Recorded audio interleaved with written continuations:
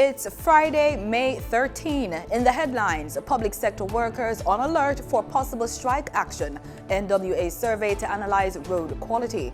Regionally, Barbados and Jamaica to strengthen ties. And in sports, senior reggae girls to take on Mexico on July 4. This is the weekend news on PBC Jamaica. I am Simone Absalom Gale.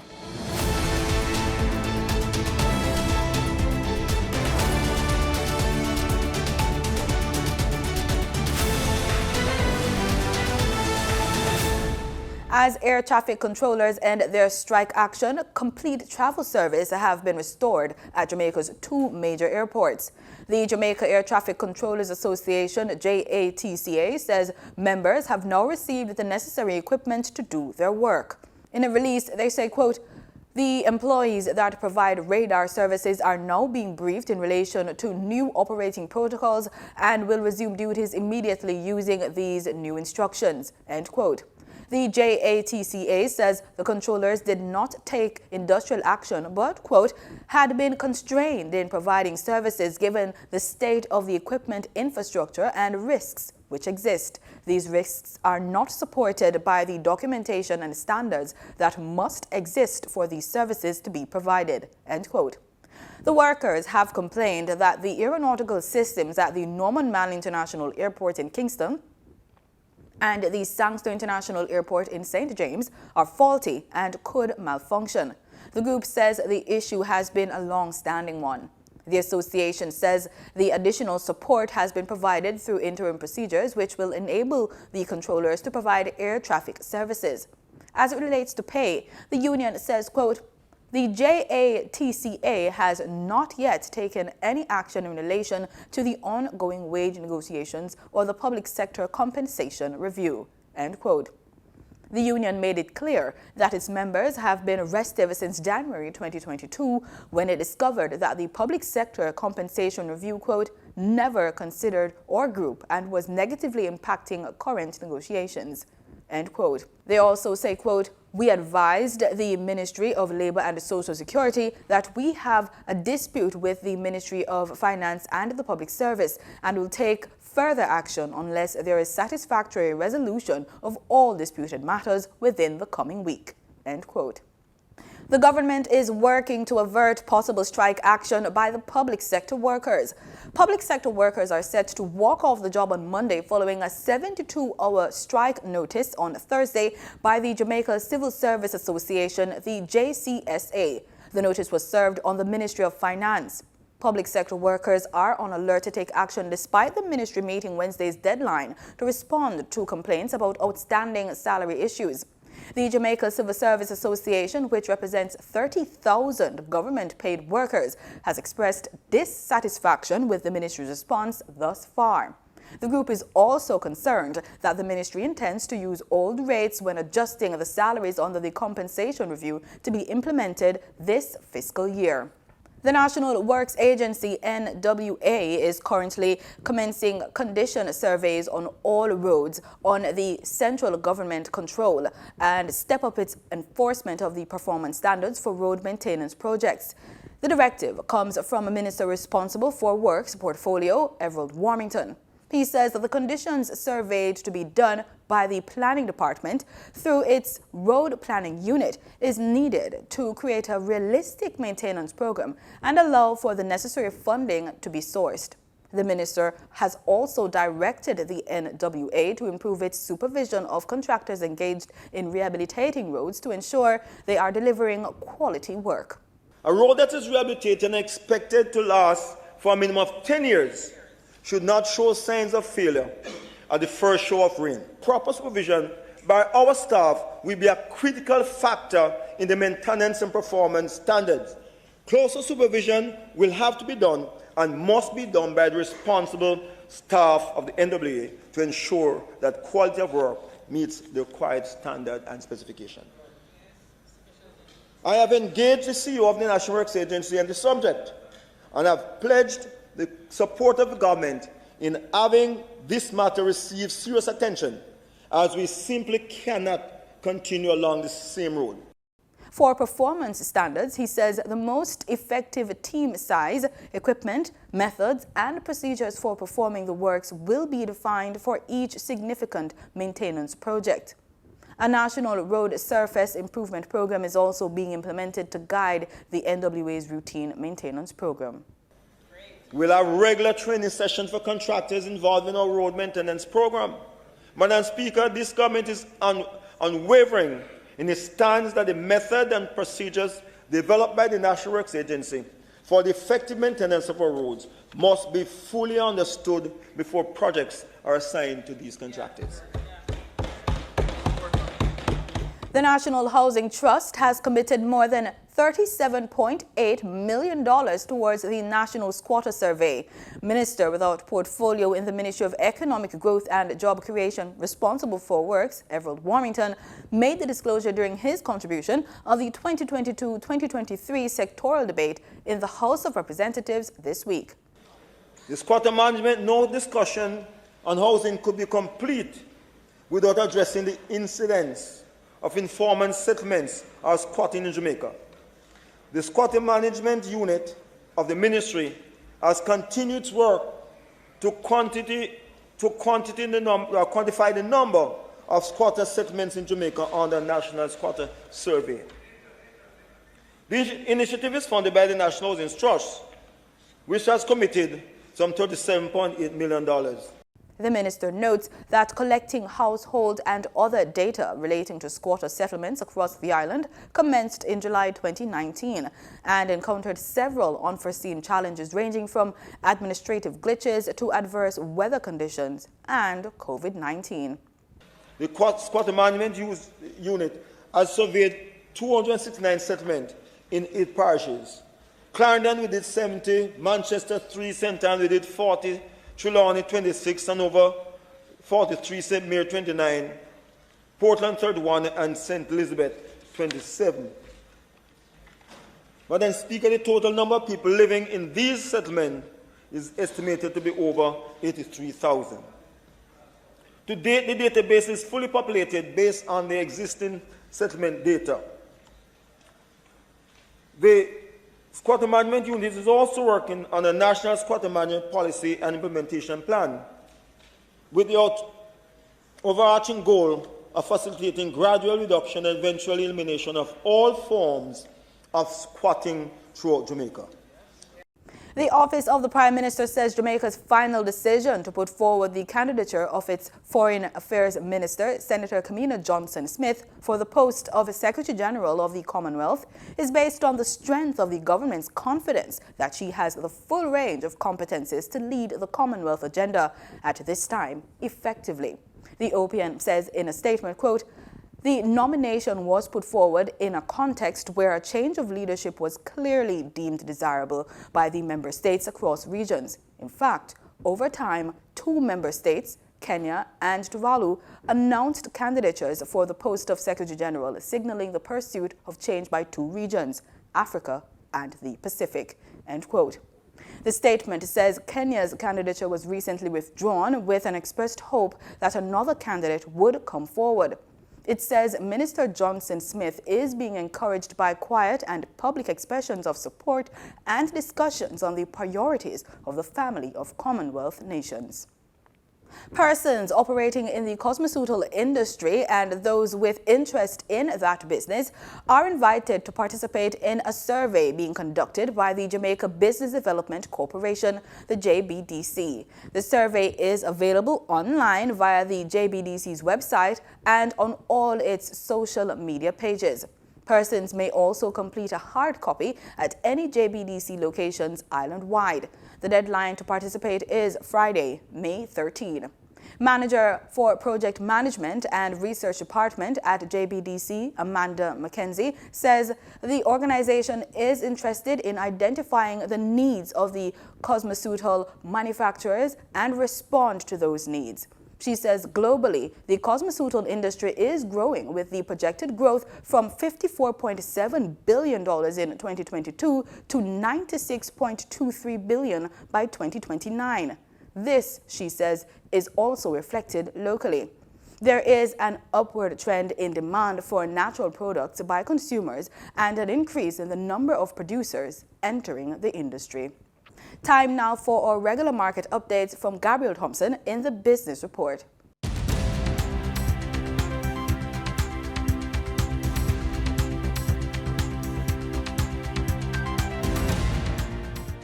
In foreign exchange trading for Thursday, May 12, the US dollar sold for an average $155.89. The Canadian dollar ended trading at $120.12. The pound sterling traded for $191.13, and the euro sold for an average $165.09. The following reflects the movement of the JSE indices in Thursday's trading session. The JSE index declined by 1,867 points to close at over 400,000 units. The junior market index declined by 99 points to close at over 4,000 units. The combined market index declined by 2,632 points to close at over 400,000 units, and the All Jamaican Composite Index declined by 2,109 points to close at over 400,000 units. Overall market activity resulted from trading in 110 stocks, of which 43 advanced, 60 declined, and 7 traded firm. Stocks advanced for 1834 Investments Limited, Access Financial Services Limited, and CAC 2000 Limited.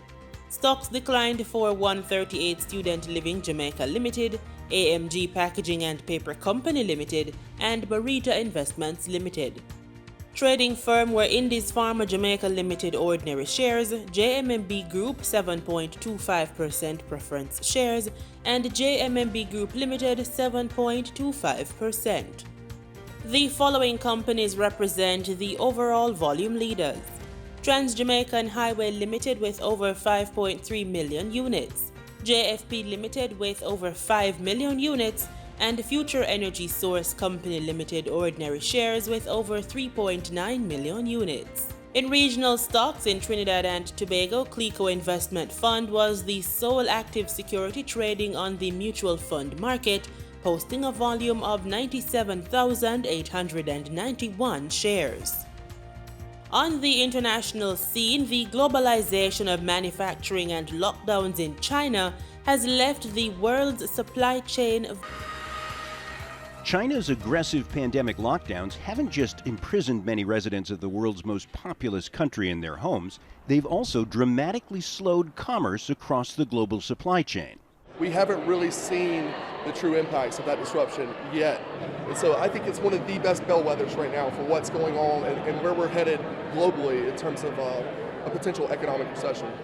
Although China's ports are still working, only about 20% of the trucking capacity in the economic powerhouse of Shanghai is operating. That's meant raw materials and components for finished products are not getting to the ports for export to the U.S. and elsewhere. The entire supply chain has been constrained and limited, so there's limited movement at every stage of the supply chain, which is relatively unprecedented to have kind of this full stop of movement. In small-town northwest Arkansas, hundreds of transportation experts have gathered to speed up the pace of trade at a conference on the future of the supply chain. The people here at this conference know there's nothing they can do about lockdowns in China or fuel shortages due to the war in Ukraine. They are here to decide how they can respond to it and minimize the damage.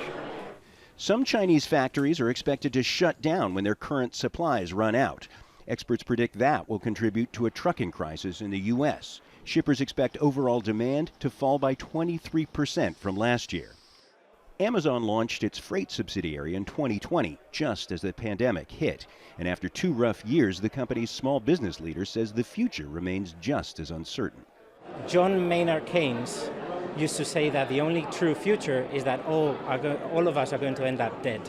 So if you're asking me about forecasting, I cannot give you the answer. I don't have the crystal ball.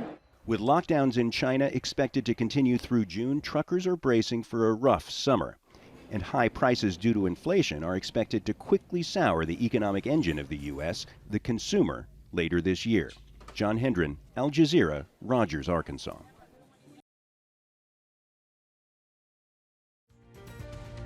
In market data for oil, prices rose on Friday but were headed for their first weekly loss in 3 weeks as worries about inflation and China's COVID lockdowns slowing global growth offset concerns about dwindling supplies from Russia. Brent crude futures were up $1.88 at $109.33 a barrel, while West Texas Intermediate crude futures climbed $1.96 to $108.09 a barrel. Both benchmark contracts were, however, on track to post declines for the week, with Brent set to drop over 2% and WTI just over 1%. And with that, we close this edition of the Business Report Inside the News on PBCJ. I'm Gabrielle Thompson.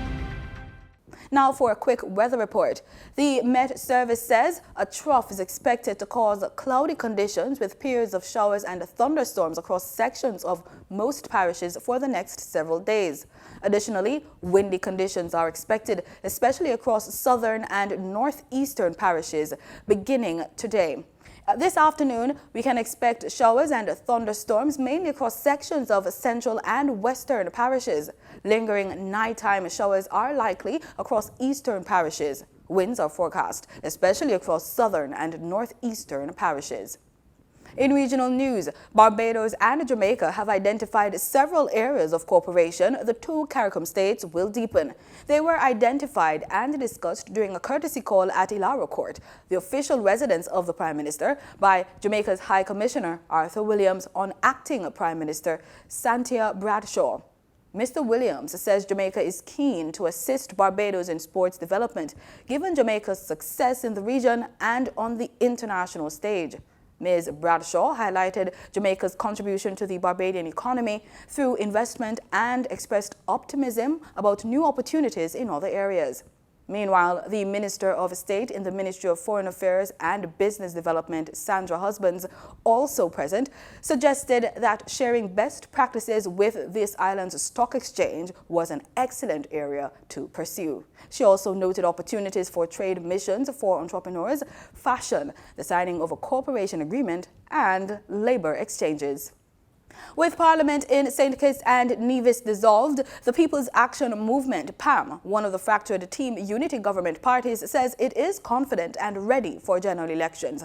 Prime Minister Dr. Timothy Harris recently announced the move, along with the sacking of several ministers, including Deputy Prime Minister and PAM leader Sean Richards and Nevis Premier Mark Brantley. Mr. Richards' comments on PAM's readiness are the first statements to the media since he was fired. More in this ZIZ report.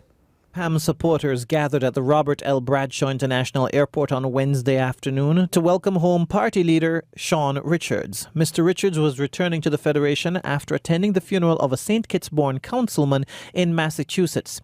In a brief interaction with the media at the airport, Minister Richards said his removal from office has not deterred the momentum of his party, and they are ready to go into the next general election. This absolutely has not done any damage to the cause of the People's Action Movement or CCM. As a matter of fact, I think it has given our supporters a greater resolve in ensuring, as I said a few weeks ago, that after the next general elections that Dr. Harris would not be the Prime Minister of St. Kitts and Nevis. He said PAM and the Concerned Citizens Movement still possess a strong partnership and they expect victory in the next election. The PAM-CCM connection will be an extremely strong one. This is real unity. PAM and CCM are working together to ensure that the promises which were promised to the people of St. Kitts and Nevis prior to 2015, that they are delivered upon. I am defending no one, so says Prime Minister Dr. Keith Rowley in reference to recent allegations made by opposition members about Minister of Youth Development and National Service Foster Cummings. Let me make it very clear here today. I am defending no one against whom any allegation is made, because members of my cabinet will tell you that they know, and I tell them from time to time, where matters of integrity and honesty are concerned, you're on your own. Every tub will sit on its own bottom. The Prime Minister further explained that the special branch of the Trinidad and Tobago Police Service generates these reports as a way of altering the head of national security about developing situations in the country. The report, he noted, is not meant to be used as evidence, rather a fact-finding document which can then be taken further. Therefore, it is reckless for a former Prime Minister who herself would have received many special branch reports about the conduct and behavior of many citizens. And I dare say today, I never once saw her telling this country, I am acting on a special branch report. Members of the opposition have leveled allegations against Mr. Cummings on 2 occasions, both, according to the Prime Minister, are baseless. Prime Minister of Grenada, Dr. Keith Mitchell, is hinting that a general election is near. More from Grenada Broadcasting Network. With back-to-back sittings of Parliament on Friday, what's to come in the midst of a general election cycle? I'm going to start the ball rolling on Saturday with a major announcement on Saturday in Telescope. So come one and all. The hints for the upcoming general election keep coming from Prime Minister Dr. Keith Mitchell. The latest bell drop notice came from the Grenadian leader during St. Andrew Northwest constituency meeting Wednesday night. Sisters and brothers, when the bell rings, which is soon, I'm going to tell you this, there would be no time for registration after that. I'm going straight to the thing. Straight to the thing. It's time to put the ink on your finger and put the pen in your hand to put it right behind Delma Thomas and the new National Party's candidate. The Prime Minister said he understands the mood of the country. His conclusion is that Grenadians are ready to vote. Finally, sisters and brothers, Saturday would be a big day for St. Andrews Southeast and Southwest. I told you, I understand the mood of the country. People want to vote. I understand this. Sisters and brothers, I told you what is necessary. Make sure everybody get registered. Make sure you do your canvass, have your 1 in 10, everything ready.